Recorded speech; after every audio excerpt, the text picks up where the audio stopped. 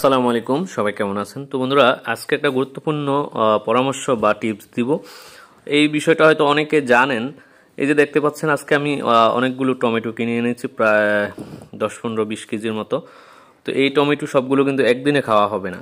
এখানে যে কাঁচা টমেটোগুলো আছে সেগুলো আমি রেখে দিব, এবং পাকা যেগুলো সেগুলো বেছে আমি যখন টমেটোর দাম বেড়ে যাবে তখন কিন্তু এই টমেটোগুলো 100 টাকা 150 টাকা এরকম দাম হয়ে যায়।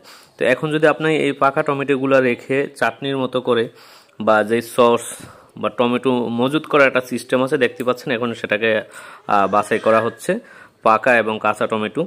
তো যখন আপনি এটাকে পাকা টমেটোটা যখন আপনি একটা প্রক্রিয়াজাত করে রেখে দিবেন, যখন টমেটোর অনেক দাম থাকবে তখন সেটা ব্যবহার করতে পারবেন বা খেতে পারবেন।